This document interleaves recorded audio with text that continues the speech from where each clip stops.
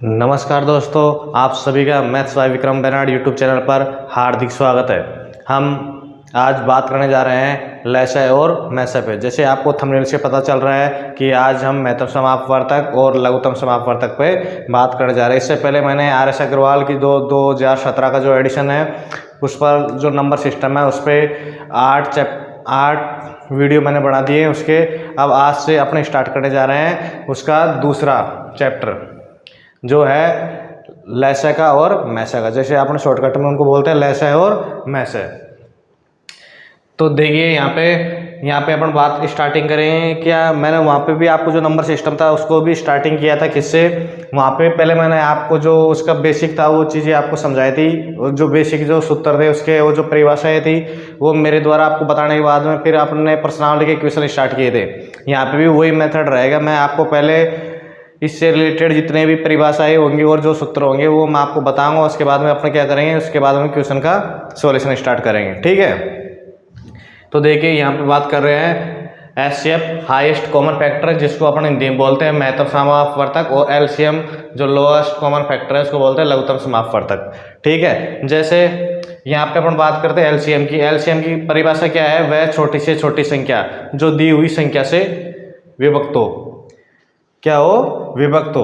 अब देखिए यहाँ पे LCM तो लोएस्ट है, तो यहाँ बोल रहा है कि वह छोटी से छोटी संख्या जो दी हुई संख्या से विभक्त हो। जैसे एग्जाम्पल मान लो, अपने को बोलेगा 12, 15 और अपन लेंगे। इसके अलावा 12, 15 ले लिया अपन ने और 6 का LCM मान लो। क्या LCM इसने पूछ लिया अपने से। तो देखो यहाँ पे बोल रहा है वह छोटी से छोटी संख्या जो दी हुई संख्या है। कौन कौन सी संख्या दी हुई है? यहाँ पे दी हुई है 12, 15 और 6 से विभक्त हो। से विभक्त होगा मतलब इनसे बड़ी आएगी। से विभक्त हो, दी हुई संख्याओं से विभक्त हो। विभक्त होगा मतलब 12 और 15 6 से बड़ी संख्या प्राप्त होगी। अब अपने को एक ऐसी संख्या देखनी है जो इन तीनों से क्या हो? विभक्त हो। ठीक है, अब यहाँ से अपन इनका जो LCM है इसका मैं आपको यहाँ पे तो परिभाषा बता रहा हूँ। उसके बाद में मैं आपको यहाँ से अपन आगे चलेंगे तो इसके गुणनखंड विधि, भाग विधि से कैसे निकालते हैं, गुणनखंड विधि से कैसे निकालते हैं, इस पर किस किस तरह के क्वेश्चन आते हैं, इन सब पर अपन क्या करेंगे, बात करेंगे। तो ठीक है, यहाँ पे तो मेरा समझाने का उद्देश्य ये था इसकी परिभाषा को कि दी हुई संख्या से विभक्त होता है। यहाँ पे दी हुई संख्या 12, 15, 6 तो इनका LCM हमेशा इससे क्या बड़ा आएगा तभी तो विभक्त करेंगे। ठीक है, इस प्रकार से अभी देखो HCF है हाईएस्ट कॉमन फैक्टर जिसको अपन बोलते हैं मैसाय। ठीक है, वह बड़ी से बड़ी संख्या जो दी हुई संख्याओं को विभाजित करे। क्या करे? विभाजित करे। अब देखो यहाँ वही एग्जांपल लेंगे अपना सेम 12, 15 और 6 का HCF ले लेंगे। यहाँ पे क्या ले लेंगे? HCF ले लेंगे। HCF कोई भी हम गुणनखंड विधि से, भाग विधि से, इसकी भी क्या है अलग अलग तरीका है। अलग अलग तरीके से कैसे इसको किया जाएगा और इसके बेस पे क्या क्या सवाल पूछा जाएगा, इनके ऊपर भी अपन क्या करेंगे, बात करेंगे। ठीक है, अभी देखो यहाँ पर इसका अपना HCF निकालेंगे तो यहाँ पे मैं निकाल रहा हूँ किससे? गुणनखंड विधि से। तो ये हो जाएगा 3 गुणा 2 गुणा 2। ठीक है, और ये तो हो गया 12 का गुणनखंड, और 15 हो जाएगा 3 गुणा 5 और 6 का हो जाएगा 3 गुणा 6। अब देखो यहाँ पे बोल रहा है कि हाईएस्ट कॉमन फैक्टर होना चाहिए। क्या होना चाहिए? Highest common factor. इसकी जो इंग्लिश की जो है उससे पता चल रहा है कि हाईएस्ट कॉमन फैक्टर होना चाहिए। अब देखो यहाँ पे कॉमन क्या है? हाईएस्ट। तो अपने यहाँ पे देखेंगे, यहाँ पे तीन सब में कॉमन है, इसके अलावा बाकी कुछ भी कॉमन नहीं है इसके अंदर। तो इसका क्या होगा? HCF क्या हो गया? 3, क्योंकि यहाँ से भी 3 है, यहाँ से भी 3 मिल रहा है और यहाँ से भी 3 मिल रहा है। तो यहाँ पे क्या है? 3 की पावर 1 कॉमन आ रहा है। ठीक है, हाईएस्ट कॉमन फैक्टर हो गया 3। अब इस तरीके से अपन इस पर बात करेंगे। तो देखो इसके अपन गुणनखंड कर लिए 3 गुणा 2 गुणा 2, इसके हो गए 3 गुणा 5। ठीक है, और इसके हो जाएंगे कितना? 3 गुणा 2 कितना हो जाएंगे? 3 गुणा 2, यहाँ सॉरी 6 लिख दिया था, यहाँ 2 आएगा, 3 गुणा 2 गया। ठीक है, अब यहाँ पे देखो LCM की बात कर रहा है। तो LCM की बात कर रहा है तो इसका मतलब वह छोटी से छोटी संख्या जो दी हुई संख्याओं से विभक्त हो। अब यहाँ पे भी देखो हाईएस्ट कॉमन फैक्टर अपन ने कॉमन लिया था। अब बात अपने यहाँ पे भी हाईएस्ट फैक्टर की करेंगे, परंतु यहाँ पे एक चीज़ अपन को ध्यान रखनी पड़ेगी। वो चीज़ें यहाँ पे तो कॉमन होना जरूर था हाईएस्ट फैक्टर का, और यहाँ पे क्या कॉमन होना कोई जरूरी नहीं है एलसीएम के अंदर। देखो यहाँ पे तो अपन ने क्या था हाईएस्ट फैक्टर इसका एक ही कॉमन था, इसलिए इसका एचसीएफ क्या मिला था अपने को 3 मिला था। अब यहाँ पे अपन बात करेंगे तो यहाँ पे क्या बता रहा हूँ मैं आपको, ये बोल रहा हूँ कि यहाँ पे इसका कॉमन होना जरूरी नहीं है। हाईएस्ट तो यहाँ पे भी लेंगे पर इसका कॉमन होना जरूरी नहीं है। अब देखो यहाँ से क्या देखेंगे अपन, यहाँ से 2 की पावर 2 है, ठीक है, तो यहाँ से देख 2 की पावर 2 तो अपन ने लिख दिया, हाईएस्ट है 2 की पावर 2। इसके बाद बात करेंगे अपने यहाँ पे 3 की, 3 यहाँ पे भी एक है, यहाँ पे भी एक है और यहाँ पे भी एक है, ठीक है, तो यहाँ पे लिख दिया 3, ठीक है। अब इसके बाद में 5 ले लेंगे, यहाँ पे क्या ले लेंगे 5, कितना हो गया 4 तिया 12 और 12 5 60, कितना हो गया 60। तो मतलब इसका एलसीएम कितना मिल गया अपने को 60 मिल गया। अब इनमें दोनों में इंपॉर्टेंट बात है क्या है ध्यान रखने लायक, इसमें तो क्या है हाईएस्ट कॉमन फैक्टर इसमें भी लेंगे, हाईएस्ट फैक्टर इसमें भी लेंगे। अब इसमें कॉमन वाली बात छोड़ो, आप हाईएस्ट इसमें भी लेंगे और हाईएस्ट इसमें भी लेंगे, परंतु इसमें जो तीनों संख्याएं हैं उसका कॉमन जो आएगा वही फैक्टर लेंगे, और इसमें कॉमन आना जरूरी नहीं है, हाईएस्ट फैक्टर इसमें लेंगे। जैसे अपन यहाँ की 2 की पावर 2 आ रहा था, बाकी इसमें 2 की पावर 2 कहीं नहीं आ रहा, इसमें तो आ ही नहीं रहा 2, फिर भी अपन ने 2 की पावर 2 यहाँ पे क्या लिया निकाला है एलसीएम के लिए। तो मेरा कहने का इसमें डिफरेंस ये है, इसमें कॉमन लेंगे और इसमें कॉमन नहीं लेंगे, इसमें हाईएस्ट फैक्टर लेंगे और इसमें भी हाईएस्ट फैक्टर लेंगे, पर इसमें कॉमन होना जरूरी है और एलसीएम के अंदर कॉमन होना जरूरी नहीं है, एचसीएफ में कॉमन होना जरूरी है। अब देखो यहाँ पे मेरा यहाँ पे आपको बताया मैंने 2 ले लिया, 3 ले लिया, 5 ले लिया, इसको मैं 4 भी लिख सकता हूँ, लेकिन अगर अपन उस तरीके से करेंगे तो अपना ये जो अपना गणितीय परिभाषा दी हुई है इनकी एलसीएम की और एचसीएफ के बेस पे जो सवाल आते हैं तो वो आते हैं अभाज्य संख्याएं लेके वहाँ पे करते हैं, अभाज्य संख्याएं सहअभाज्य संख्याएं। तो मैं अब आपको बताने जा रहा हूँ सहअभाज्य संख्याएं कौन कौन सी होती है और कौन कौन सी नहीं होती, ठीक है, क्योंकि अपना जो एलसीएफ और एचसीएफ के ऊपर जितने भी क्वेश्चन करेंगे उनमें जो फैक्टर लेके चलेंगे अपने ये वाला वो हमेशा सहअभाज्य और अभाज्य लेंगे, ठीक है। तो अपन बात करें अभी सहअभाज्य संख्या किसको कहते हैं और किसको नहीं कहते। अब देखिए सहअभाज्य संख्याएं उसको कहते हैं, किसको कहते हैं सहअभाज्य संख्याएं उसको कहते हैं जिनके फैक्टर क्या नहीं हो, कॉमन नहीं हो, ठीक है। जैसे अपन देखेंगे यहाँ पे परिभाषा दी हुई है सहअभाज्य संख्या की, फैक्टर क्या नहीं होना चाहिए, कॉमन नहीं होने चाहिए, तभी संख्याएं क्या होंगी आपस में सहअभाज्य होंगी। जैसे अपने को दे दिया, मान लो क्या दे दिया 3 और 15, क्या ये संख्या आपस में सहअभाज्य है, क्या ये संख्याएं सहअभाज्य नहीं है। क्यों नहीं है, इसलिए नहीं है कि ये तो फैक्टर इसका तो 3 गुणा 1 हो गया, ठीक है, और इसका जैसे अपन फैक्टर करेंगे तो 3 गुणा 5 हो जाएगा, मतलब ये संख्या यहाँ पे दोनों में से 3 कॉमन आ गया दोनों फैक्टर में, जबकि अपने को जो सहअभाज्य संख्या है उसकी परिभाषा बोल रही है फैक्टर कॉमन नहीं हो, ठीक है, तो यानी फैक्टर कॉमन नहीं होने चाहिए। तो ये संख्याएं क्या आएगी आपस में सहअभाज्य संख्याएं नहीं है। अब देखो अगर अपने को 3 और 11 दी हुई थी तो ये क्या है, दोनों संख्याएं क्या है अभाज्य हैं, तो इसलिए ये दोनों संख्याएं क्या हैं अभाज्य संख्याएं हैं, इसलिए ये क्या हो गए सहअभाज्य संख्याएं हो गई, ठीक है। अब देखो अब अपन देखेंगे कि कौन कौन सी संख्याएं सहअभाज्य होती है, उनकी क्या शर्तें हैं जिस कारण संख्याएं क्या हो जाती हैं सहअभाज्य हो जाती है, और क्या क्या शर्तें हैं जिनके कारण क्या सहअभाज्य नहीं होती।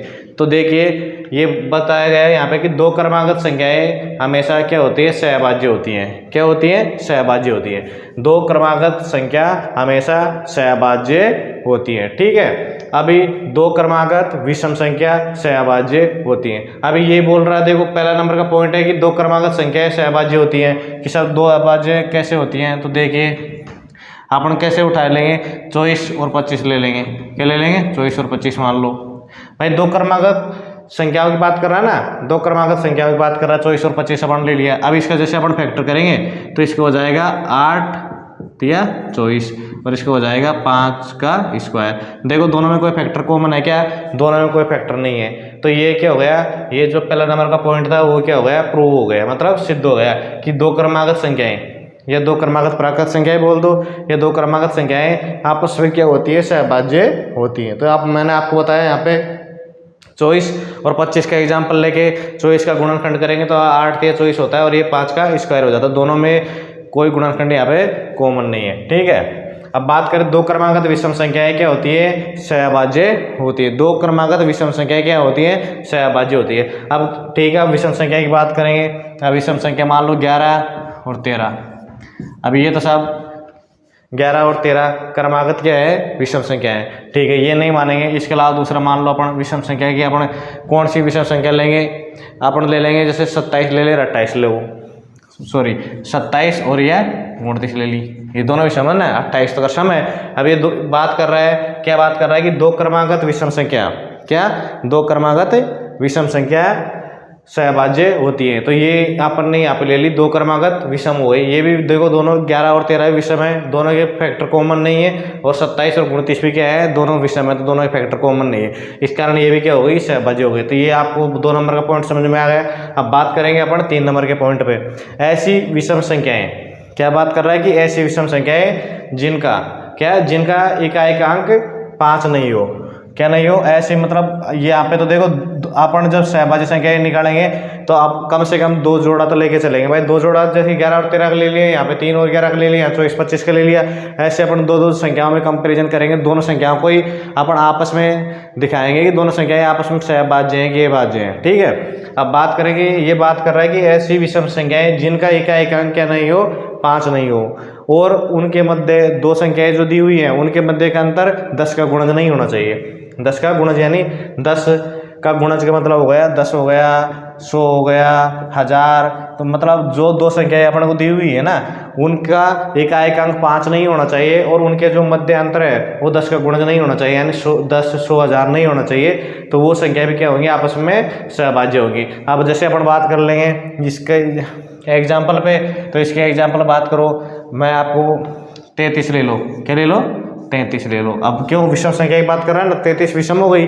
ठीक है, एक तो अपन ने ले लिया 33 और एक ले लिया क्या, अपन ऐसे लेंगे जैसे 49 ले लिया। ठीक है, अब 49 क्या है, विषम है, पर इनका इकाई का अंक दोनों का क्या नहीं है, 5 नहीं है। ठीक है, इसकी कंडीशन पहली। और इनके मध्य का अंतर भी क्या नहीं है, इनके मध्य का अंतर भी 10 का गुणज नहीं है। तो इनके मध्य का अंतर कितना है, 16 है, तो वो 10 का गुणज होता नहीं है। तो अपन यहाँ पे इसका गुणनखंड करेंगे तो 3 गुणा 11 हो जाएगा, और ये हो जाएगा 7 का स्क्वायर। तो यहाँ भी देखो दोनों के गुणनखंड क्या नहीं हो रहे, कॉमन नहीं आ रहे, इसलिए ये भी क्या हो जाएंगी, दोनों संख्याएं आपस में सहभाज्य हो जाएंगी। तो ये तीनों पॉइंट मैंने आपको नोट करवाए कि 2 क्रमागत संख्याएं, प्राकृत संख्याएं मान लो या संख्याएं मान लो, हमेशा क्या होती है, सहभाज्य होती है, हमेशा होगी सहभाज्य। और 2 क्रमागत विषम संख्या ये भी हमेशा क्या होंगी, सहभाज्य होंगी। इसके अलावा ऐसी विषम संख्या जिनका इकाई का अंक 5 नहीं हो और उनके मध्य का अंतर 10 का गुणज नहीं हो, तो वो संख्याएं भी क्या होंगी, आपस में सहभाज्य होंगी।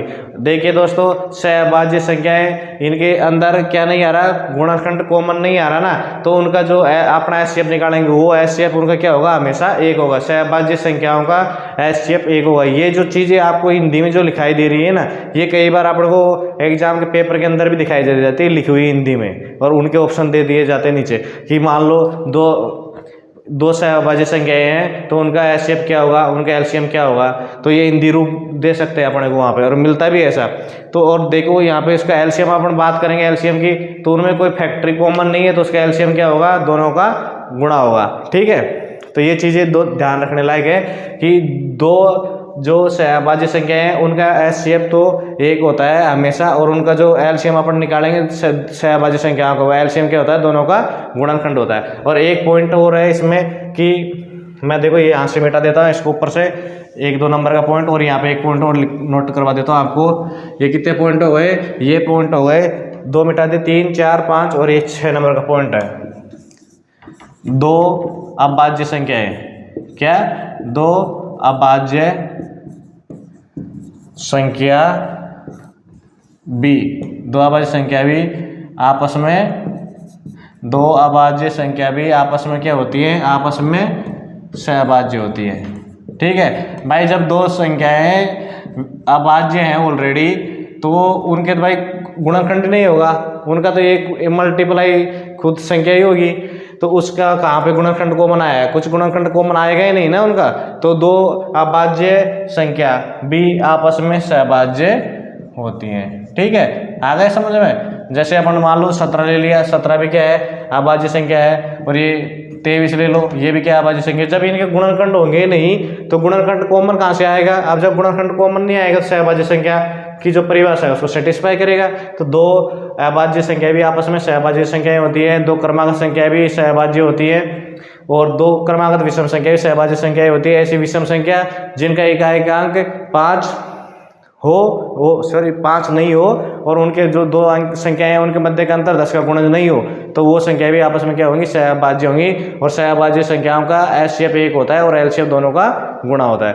ठीक है, अब देखो अपन बात करते हैं कि कौन कौन सी संख्याएं सहभाज्य नहीं होती। अब देखो ये तो अब मैंने आपको बता दी सहभाज्य होने की शर्तें। अब ऐसी भी कंडीशन है उनमें सहभाज्य नहीं होती, तो अपने को जैसे कंडीशन पता चलेगा तो उनसे अपन तुरंत पता लगा सकते हैं कि दो दी हुई संख्याएं सहभाज्य हैं या नहीं है। ठीक है, तो देखो अपन बात कर रहे हैं सहभाज्य नहीं होने की शर्त, नहीं होने की शर्त, सहभाज्य नहीं होने की शर्त में। अब देखो इसमें दो सम संख्या क्या है, दो सम संख्या कभी भी, दो सम संख्या कभी भी सहभाज्य नहीं हो सकती। क्यों नहीं हो सकती? क्योंकि उनके जैसे गुणनखंड करेंगे तो सम संख्या का गुणनखंड, दो सम संख्याएं कभी भी सहभाज्य नहीं हो सकती, क्योंकि उनका गुणनखंड हमेशा क्या आता है, एक गुणनखंड सम संख्या का हमेशा, एक गुणनखंड सम संख्या का हमेशा क्या मिलता है अपने को, 2 मिलता है। इसलिए सम संख्याएं कभी भी सहभाज्य नहीं होती, क्योंकि कोई भी सम संख्या लेंगे उसका एक गुणनखंड कम से कम 2 तो उपलब्धि होगा अपने को, और दोनों संख्याएं जैसे सम लेंगे तो उनके अंदर 2 गुणनखंड जो लेंगे वो कॉमन आ जाएगा, और कॉमन आने पे सहभाज्य संख्या की जो परिभाषा है उसका विरोध हो जाएगा। इसलिए दो सम संख्याएं कभी भी सहभाज्य नहीं हो सकती। दूसरा है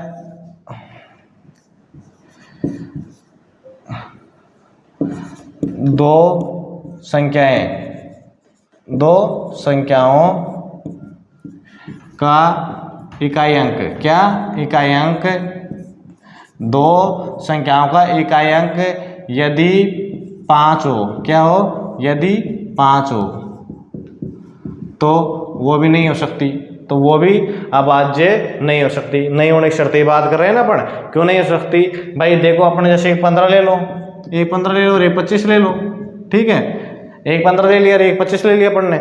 जब दो संख्याएं अपने ऐसी लेंगे, उनका अगर इकाई का अंक 5 हुआ तो 5 तो उनका फैक्टर हो गया होगा ना भाई। 5 अगर इकाई का अंक किसी भी संख्या में है तो इसका मतलब उसमें 5 का भाग जा रहा है, 5 के भाग जाने की भाजकता की भी ये परिभाषा थी। तो यहाँ पे इसलिए वो सहभाज्य संख्या का क्या हो जाता है, जो सहभाज्य संख्या है उसका जो परिभाषा उसका विरोध उत्पन्न हो जाता है यहाँ पे भी। क्यों, 5 फैक्टर इनमें भी कॉमन आ जाता है। ऊपर वाले में 2 सम संख्या में 2 फैक्टर कॉमन आ रहा था और यहाँ पे 5 का अंक कॉमन आ रहा है फैक्टर। ठीक है, अब तीसरी बात ये हो जाती है, क्या होती है, तीसरी बात ये हो जाती है कि यदि कोई संख्या, ये तो क्या हो गई आपको 2 नहीं होने की शर्तें थी। ठीक है, ये तो अपन जनरली सेंस भी अपन लगाएंगे। अगर ये जो परिभाषा को अपन फैक्टर कॉमन नहीं होना चाहिए, अगर ये परिभाषा अपने को ध्यान रही तो कौन संख्या सम संख्या, मतलब कौन सी संख्या सहभाज्य और कौन सी संख्या सहभाज्य नहीं है, तो ये अपना क्या आसानी से फाइंड कर सकते हैं। अब देखो, अब बात करेंगे यदि कोई संख्या दो संख्याओं से, यदि कोई संख्या, क्या, यदि कोई संख्या दो अलग अलग संख्याओं से भाज्य है, तो यदि कोई संख्या दो अलग अलग संख्याओं से भाज्य है तो वह उनके किससे, एलसीएम से भी क्या होगी, भाज्य होगी। ठीक है, ये बोल रहा है कि कोई संख्या दी हुई है, मान लो अपने को क्या दे दिया, अपने को दे दिया मान लो अपने को दे दिया 45। ठीक है, कोई संख्या है 45 अपने को दे दी, दो अलग अलग संख्याओं से भाज्य है, तो दो अलग अलग संख्या मान लो 5 और एक 3। ठीक है, 5 और 3 दोनों से भाज्य है ना। ये 5 का भाग इसमें देंगे तो अपना कितने बार जाएगा, 9 बार, और 3 का भाग कितने बार जाएगा, 15 बार जाएगा। तो दो अलग अलग संख्याओं से भाज्य है तो उनके एलसीएम से भी भाज्य होगी। अब 5 का और 3 का एलसीएम लेंगे तो एलसीएम लेंगे तो क्या है, मैंने जैसे अभी आपको जस्ट पढ़ाया था सहभाज्य संख्याओं की उसमें ही कि दो सहभाज्य संख्या है, तो यहाँ पे 5 और 3 दोनों सहभाज्य संख्या हो गई ना। और यहाँ पे एलसीएम और एचसीएफ का जो चैप्टर है उसमें सहभाज्य संख्याएं पढ़ाने का इंपॉर्टेंट यहीं से स्टार्ट हो जाता है। तो देखिए यहाँ पे क्या है, दोनों सहभाज्य संख्या है, दोनों सहभाज्य संख्याओं का एलसीएम क्या होता है, दोनों का गुणा होता है। तो यहाँ पे 5 और 3 का एलसीएम क्या लेंगे अपन, 15 हो जाएगा। ठीक है, अब ये यहाँ पे बोल रहा है यदि कोई संख्या दो अलग अलग संख्याओं से भाज्य है तो वह उनके एलसीएम से भाज्य होगी। तो यहाँ पे अपन 45 संख्या लेके चले थे, क्या लेके चले थे, 45 अपनी संख्या मान ली थी। वो 5 से और 3 से दो अलग अलग संख्या अपन ने मान ली, 5 और 3 दोनों से भाज्य है। तो ये परिभाषा, ये जो दिया हुआ स्टेटमेंट है इसके अनुसार ये 15 से भाज्य होनी चाहिए। तो ये क्या है, 15 से भी भाज्य है, इसका मतलब ये स्टेटमेंट भी सही है। तो ये स्टेटमेंट आपको ध्यान में रखना है। अपन देखो अब बात करते हैं दो संख्याओं का गुणा। क्या करेंगे अभी, दो संख्याओं का गुणा करने पर जो संख्या प्राप्त होती है, दो संख्याओं का गुणा करने पर जो संख्या प्राप्त होती है वो दोनों संख्याओं का एलसीएम और एचसीएफ का गुणा प्राप्त होता है। ठीक है, तो ये एक तरीके का ये भी एक इम्पोर्टेंट सूत्र है। दो संख्याओं का गुणा, एक संख्या मान लो फर्स्ट है और एक संख्या क्या है, सेकंड है। ठीक है, मैंने आपको रोमन से रीडिंग बता दिया कि एक संख्या मान लो फर्स्ट है और एक संख्या सेकंड है। यहाँ पे संख्या भाज्य होगी, सम होगी, विषम होगी, सहभाज्य होगी, इससे कोई मतलब नहीं है। दो संख्याएं अपन को दी हुई हैं। ठीक है, ये एक संख्या ये दी हुई है ए और दूसरी संख्या ये दी हुई है, तो दोनों संख्याओं का गुणनफल है ना हमेशा उनके एलसीएम और उनका जो एचसीएफ है उसके गुणनफल के बराबर होगा। ठीक है, दो संख्याओं का गुणा, इसको अपन हिंदी में क्या बोलेंगे, इसको अपन हिंदी में बोलेंगे दो संख्याओं का गुणा हमेशा उन संख्याओं के एलसीएफ में से और लेसर का गुणा होता है। अब इसमें किस तरीके के क्वेश्चन अपने से पूछ लिए जाते हैं, जैसे कि दे दिया कि दो संख्याओं का एलसीएम और एचसीएफ का गुणा इतना है, उनमें से एक संख्या ये है तो दूसरी संख्या क्या होगी। ठीक है, ये दे दिया दो संख्या का गुणा इतना है और एलसीएम दोनों का इतना है तो एचसीएफ क्या होगा। ठीक है, इस तरीके के इसमें सवाल पुटअप होते हैं। तो ये जो सूत्र है ना, दो संख्या का गुणा उन दोनों संख्याओं के एलसीएम और एचसीएफ के गुणा के बराबर होता है। ये क्या है, इंपॉर्टेंट सूत्र है। क्या है, इंपॉर्टेंट सूत्र है, इसको हमेशा ध्यान रखना है आपको। ठीक है, अब मैं आपको बताने जा रहा हूँ कि अपन गुणनखंड विधि से एचसीएफ और एलसीएम कैसे निकालते हैं। ठीक है, गुणनखंड विधि से अपना एलसीएम और एचसीएफ कैसे निकालते हैं और भाग विधि से। ठीक है, आज अपने इन पे बात करने जा रहे हैं अभी। तो देखिए अब देखो अपने यहाँ पे है कि एचसीएफ अपने को क्या करना है, ज्ञात करना है। अब यहाँ पे दो मेथड दिए हुए हैं, एक तो क्या है गुणनखंड विधि से और दूसरा किससे, भाग विधि से। तो यहाँ पे अपन क्या करेंगे, दोनों मेथड जो दिए हुए हैं, दोनों विधि हैं, उनके ऊपर अपन बात करेंगे एचसीएफ कैसे निकाला जाता है, यानी में से। ठीक है, अब देखो दो संख्याएं अपने को दी हुई है गुणनखंड विधि की अपन बात कर रहे हैं। तो यहाँ पे दिया हुआ है अपने को क्या, 1440। एक संख्या अपन ने क्या मान ली, 1440 मान ली, और दूसरी संख्या क्या मान ली अपन ने, 1560। दूसरी संख्या कितनी मान ली, 1560, और एक संख्या मान ली अपन ने 720। ठीक है, गुणनखंड विधि द्वारा क्या कर रहे हैं अपन, एचसीएफ ज्ञात कर रहे हैं गुणनखंड विधि द्वारा। तो एक संख्या अपन ने मान ली 1440, दूसरी मान ली अपन ने क्या 1560, और तीसरी मान ली 720। अब देखो इनके क्या करना है, गुणनखंड विधि है, नाम से स्पष्ट है कि इनके क्या करना है अपने को, गुणनखंड करना है। ठीक है, इनके जैसे अपन गुणनखंड करेंगे तो यहाँ पे अपने पता चल रहा है कि 12 का स्क्वायर है। ठीक है, अब 12 का स्क्वायर मतलब 12 का स्क्वायर, 12 को 2 बार गुणा कर दो, 12 को 2 बार गुणा कर दिया, गुणा 10 हो गया। अब यहाँ पे अपन बात करेंगे तो देखो यहाँ से अपन इसकी ये हो गया कितना, 78। कितना हो रहा है, 78 गुणा 20। ठीक है, 78 गुणा 20 हो रहा है ना। और ये कितना हो रहा है, ये हो रहा है भाई, इसको भी अपन को ऐसे गुणा करके देखेंगे तो ये हो रहा है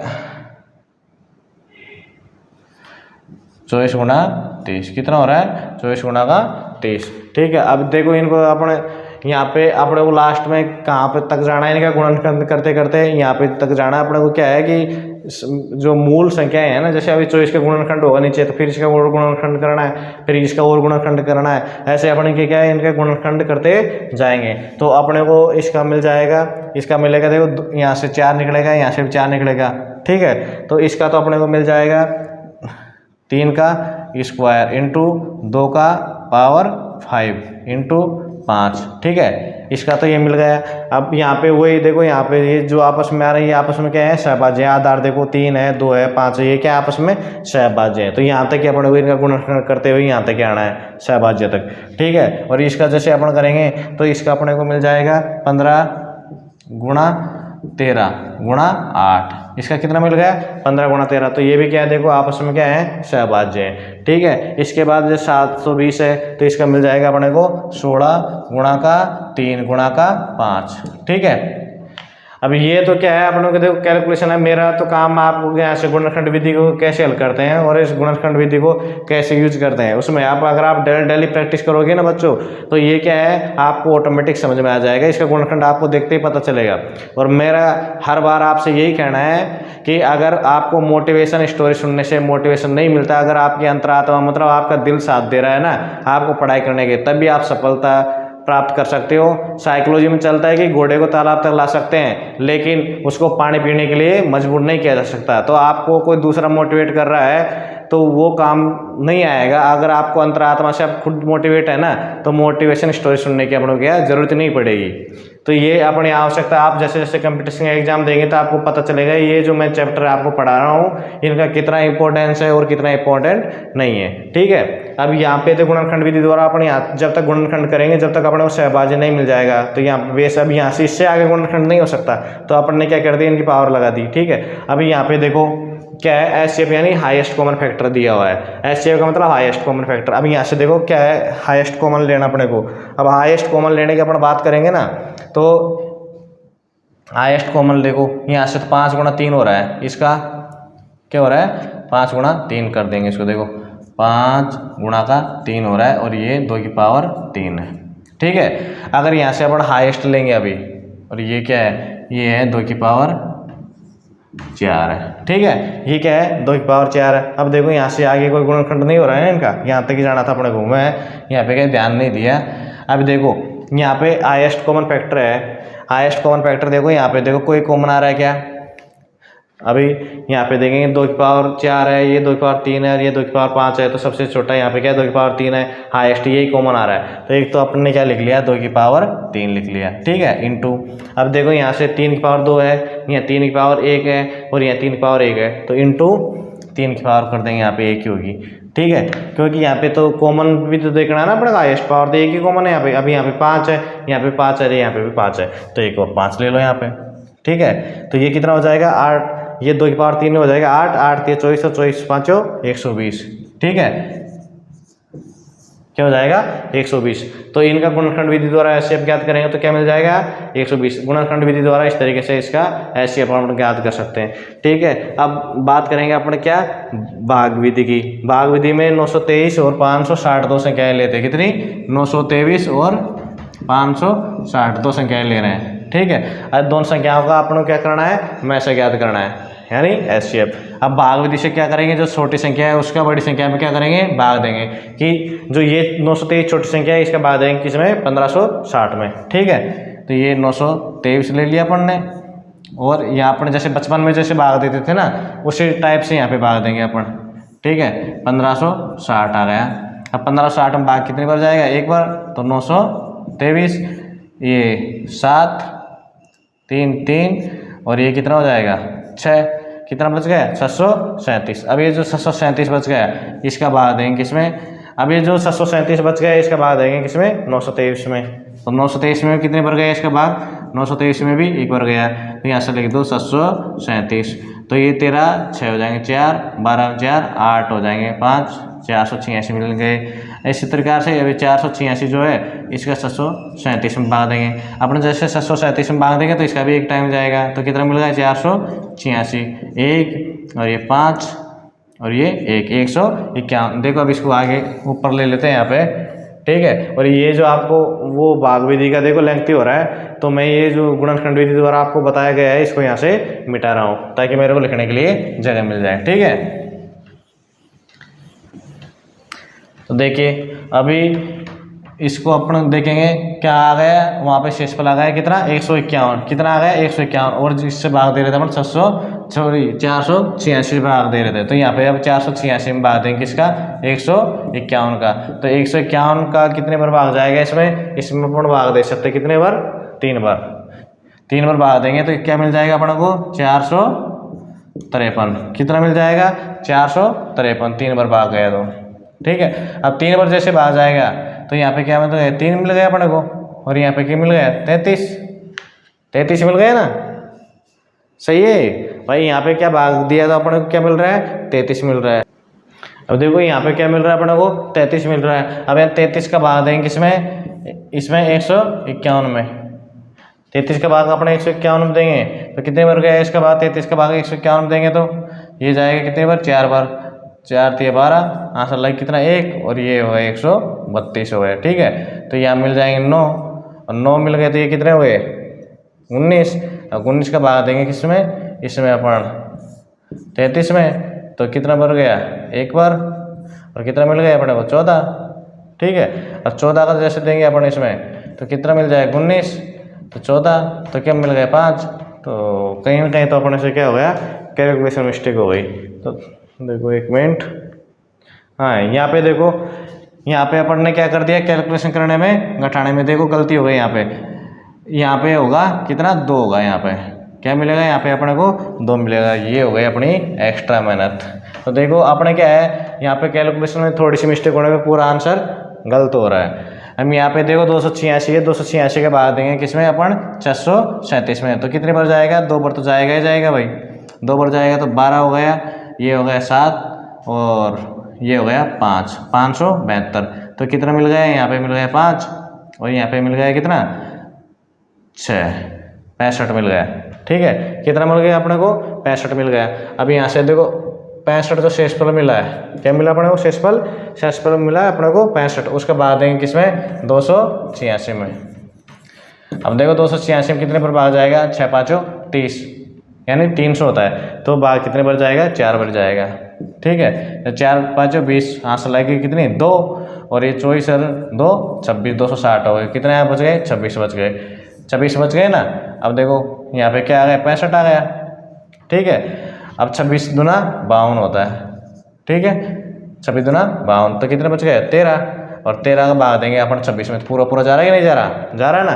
तो इसका मतलब इसका जो एचसीएफ है, यानी एचसीएफ कितना आ गया 13 आ गया, कितना आ गया 13 आ गया। देखो वो भी ये जिस प्रकार से आपको लेंथ दिखाई दे रहा है ना, ठीक है, वो भी क्या था, एक लेंथ ही था होने को, तो पर उसमें अपन ने गुणनखंड कर दिया, और गुणा में थोड़ा क्या होता है अपन को ईजी होता है। यहाँ पे देखो जोड़ बाकी करने में पिछली बार अपने को मिस्टेक हो गई, तो कितनी आपने कैलकुलेशन एक्स्ट्रा कर दी, उसके बाद अपने को पता चला कि अपने क्या हो गई मिस्टेक हो गई।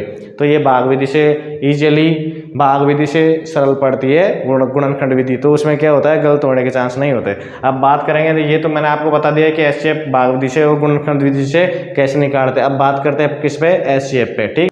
अभी देखो अपन बात कर रहे हैं एलसीएम ज्ञात करना, एलसीएम ज्ञात करने की विधि। अब देखो एचसीएफ जो अपन ने ज्ञात किया था मैस है, उसकी विधि 2 थी, अपन कितनी थी 2 विधि थी। एक विधि थी उसमें कि गुणनखंड विधि द्वारा, और दूसरी विधि थी भाग विधि द्वारा। जबकि एलसीएम ज्ञात करेंगे अपन तो उसमें एक ही विधि अपने को प्राप्त है, कौन सी विधि है, वो है गुणनखंड विधि। तो गुणनखंड विधि द्वारा अपन देखो 2-3 संख्या लेके चलते 107 में, और उसका अपन क्या निकालेंगे एलसीएम कितना 37 ले लिया एक, तो अपन ने एक 54 ले लिया, और एक कितना ले लिया 18, एक 36 ले लिया, एक 54 ले लिया, और एक कितना ले लिया सॉरी 78, कितना है ये 78 है, ठीक है, ये कितना है 78। अब इनका क्या करेंगे अपन ज्ञात करेंगे एलसीएम। अब एलसीएम ज्ञात करने की एक ही विधि है ओनली, क्या कौन सी विधि है, वो गुणनखंड विधि। तो इनके क्या करेंगे अपन गुणनखंड करेंगे, 9 × 4 = 36, ठीक है, और ये 9 × 4 = 54, 9 × 6 = 54, और ये करेंगे कितना,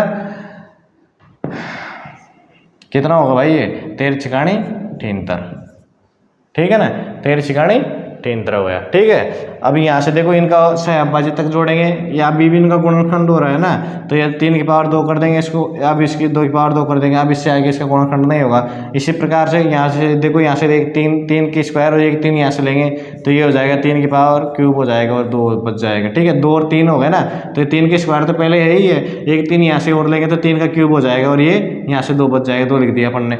अब यहाँ पे देखो और भी हो रहा है क्या, 13 गुणा 3 गुणा का 2, ये गुणनखंड हो गया। ठीक है, अब बात कर रहे हैं किसकी, एलसीएम की। अब एलसीएम में क्या हाईएस्ट लेंगे, इसमें क्या करेंगे, इसमें भी पावर हाईएस्ट लेंगे, पर उस जैसे प्रकार से एचसीएफ में तो कॉमन होना जरूरी था, एलसीएम में कॉमन होना जरूरी नहीं है। तो यहाँ पे देखो हाईएस्ट पावर कितनी है, यहाँ पे 3 की, यहाँ पे देखो तीनों गुणनखंडों में 3 की पावर हाईएस्ट कितनी है, 3 है, तो यहाँ से 3 की पावर 3 ले लिए अपन ने। अभी 2 की पावर कितनी है हाईएस्ट, 2 की पावर है 2 है हाईएस्ट, 2 की पावर 2 ले ली, और कितना है एक एक्स्ट्रा में 13 की पावर 1 ही है। ठीक है, तो ये कितना हो गया 9, 3 की पावर 3 यानी 27। ठीक है, और 2 की पावर 2 यानी 4, 27 चौको 108, कितना होता है 27 चौको 108, 108 गुणा 13 कर दो। ठीक है, और 13 आठो कितना होता है, 13 आठो होता है भाई 104, तो 04 लिख दिए, 1 बच गया, 13 कम 13 और 1 14। ठीक है, कितना हो गया 1404, 1404 ही हो रहा है क्या इसका, देखो भाई 1404 ही हो रहा है क्या, कहीं गड़बड़ हो गया अपने से, इतना बड़ा तो नहीं आना चाहिए भाई, 1404 इतना बड़ा तो नहीं आना चाहिए। 9 चौक 36, 9 छः 54, 13 छियाने 78 होता है क्या, 13 छियाने 78 ही होता है। ठीक है, 13 छियाने 78 ही होता है, इतना ही आएगा, सही है इसका क्या है एलसीएम, इतना ही आएगा। ठीक है, अब ये तो मैंने आपको बता दी है एचसीएफ ज्ञात करने की विधि और एलसीएम ज्ञात करने की विधि। ठीक है, अब अपन क्या करेंगे, अभी अपन करेंगे इनके ऊपर बेस क्वेश्चन, किस तरीके से क्वेश्चन पूछे जाते हैं एग्जाम पे। ये तो क्या होगी नॉर्मल मेथड होगा निकालने का। अब यहाँ पे देखो भाई, आज के कंपटीशन के दौर में आपसे डायरेक्ट नहीं पूछेगा इन संख्याओं का एलसीएम क्या है, इन संख्याओं का मैसे क्या है। ठीक है, तो अपन उसके लिए ये क्या करेगा, क्वेश्चन को घुमा के देगा कि यहाँ पे ये किस प्रकार के क्वेश्चन में एलसीएम और एचसीएफ काम आते हैं, तो अपन देखने जा रहे हैं उन चीज़ों को। ठीक है, अब देखो क्या देखें, अब यहाँ पे दिया हुआ है कि वह छोटी से छोटी संख्या जिसमें से x घटाने पर वह ABC से विभाजित हो, तो वह संख्या कौन सी होगी, क्या कह रहा है, तो देखो अब बात कर रहा है उस तरीके के क्वेश्चन जो है मैंने आपको अभी यहाँ पे लिखा है ना बोर्ड पे, इस तरीके के क्वेश्चन अपने को देखने को मिलेंगे एग्जाम के अंदर। वह छोटी से छोटी, अब यहाँ पे देखो छोटी से छोटी की संख्या की जहाँ पे अपने को लिखा हुआ दिख गया ना छोटी से छोटी संख्या, तो इसका मतलब है कि वहाँ पे एलसीएम की बात हो रही है। देखो ये मेरा जनरली साइंस है, मेरा देखा हुआ है, प्रतियोगिता एग्जाम दी थी मैंने भी कंपटीशन की, तो मेरा इनको याद रखने का एक ही तरीका था, जहाँ पे ये छोटी से छोटी की संख्या की बात कर देता है ना, तो मान लीजिए कि वहाँ पे अपने को क्या निकालना पड़ेगा एलसीएम, और जहाँ पे बड़ी से बड़ी संख्या की बात कर देता है, इनकी परिभाषा में भी यही है, और जहाँ पे बड़ी से बड़ी संख्या की अगर बात कर देगा तो इसका मतलब अपने को वहाँ पे काम किससे पड़ेगा, एलसीएम, वहाँ पे पड़ेगा एचसीएफ से बड़ी में, और छोटी से छोटी संख्या की बात कर रहा है तो वहाँ पे पड़ेगा अपने को एलसीएम में। अब देखिए दोस्तों, अगर इनको अपन याद रखेंगे कि अब मैंने जो बताई वो चीज़ कैसे याद रखेंगे, एलसीएम तो क्या होता है बड़ा आता है, तो एलसीएम का तो विपरीत हो गया, यहाँ पे छोटी से छोटी संख्या की बात हो गई, और एचसीएफ क्या आता है हमेशा दी हुई संख्याओं से छोटा आता है, तो वहाँ पे क्या हो गई बड़ी से बड़ी संख्या की बात हो गई, दोनों क्या हो गई कंट्रोवर्सी हो गई दोनों में। तो अपने इस तरीके से याद रख सकते कंट्रोवर्सी के तरीके से कि यहाँ पे जैसे एलसीएम में तो बड़ी से बड़ी संख्या मिलती है, पर यहाँ पे अगर वो क्वेश्चन में पूछता है ना छोटी से छोटी संख्या, तो इसका मतलब एलसीएम से बात, एलसीएम की अपन को जरूरत है, और यहाँ पे बड़ी से बड़ी दे देता, यहाँ पे लिखा हुआ बड़ी से बड़ी संख्या मिल जाती, तो फिर उसके लिए अपने को क्या निकालना पड़ता, एचसीएफ निकालना पड़ता, दोनों एक दूसरे क्या हो गए विरोधाभास हो गए, इसलिए अपने को इस तरीके से अपने उनको याद रख सकते हैं। ये अपने को क्या है दिमाग मेमोरी सपोर्टिंग के लिए है मेरे अनुसार। तो यहाँ पे बात कर रहा है वह छोटी से छोटी संख्या जिसमें से x घटाने पर वह ABC से विभाजित हो, तो यहाँ पे छोटी छोटी संख्या की बात कर दी, तो अपन ने क्या कर दिया उसका एलसीएम निकाल लिया।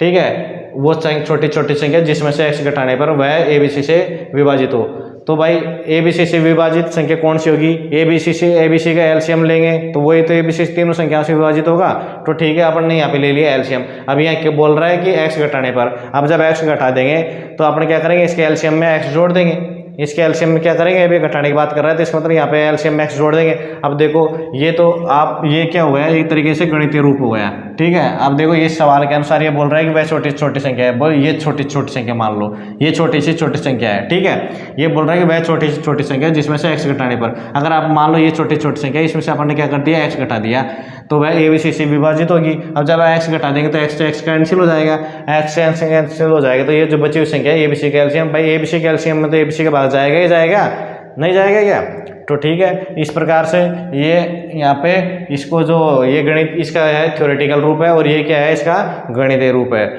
तो अगर यहाँ इस तरीके का क्वेश्चन मिल जाता है तो अपन क्या करेंगे, ए बी सी का एलसीएम लेंगे और उसमें क्या है जो ये बोल रहा है ना, जिस संख्या को घटाने की बात कर रहा है वो संख्या इसमें जोड़ देंगे तो अपन को क्या मिल जाएगा, आंसर मिल जाएगा। तो दोस्तों आज इतना है मेरे द्वारा पढ़ाया गया है। आपको एलसीएम की मैंने परिभाषाएं पढ़ा दी, एलसीएम निकालना और एचसीएफ निकालना ये मैंने आपको बता दिया। आपको मैंने बता दिया सहभाज्य संख्याएं के लिए कौन कौन सी कंडीशन होती है, सहभाज्य संख्याएं कौन कौन सी होती है और कौन कौन सी संख्याएं सहभाज्य संख्याएं नहीं हो सकती। तो मेरे द्वारा सहभाज्य संख्याएं बता दी गई हैं आपको, और एलसीएम एचसीएफ की परिभाषाएं, एलसीएम एचसीएफ निकालना, गुणनखंड विधि कौन कौन सी उनकी विधि है, और यहाँ पे ये चीज़ें मैंने आपको ये पहला नंबर का जो थ्योरेटिकल रूप है, इस तरीके के क्वेश्चन अपने को देखने को मिलेंगे, ये मैंने आपको बताया है। अब इससे आगे आप अपन मिलेंगे नेक्स्ट वीडियो में से। मैं अगर आपको मेरा पढ़ाया हुआ कंटेंट अच्छा लग रहा है और आपको हेल्पफुल है तो मेरा टेलीग्राम ग्रुप है मैथ्स बाय विक्रम बेनार्ड, और यूट्यूब चैनल भी मैथ्स बाय विक्रम बेनार्ड के नाम से है। इनको सर्च कीजिए और आपके दोस्तों के साथ में शेयर कीजिए। और ये जो वीडियो आपको बनाया, अगर ये आप इस पर पसंद आया आपको तो अपने दोस्तों के साथ में शेयर कीजिए और चैनल को सब्सक्राइब करवाइए। थैंक यू, धन्यवाद, गुड नाइट।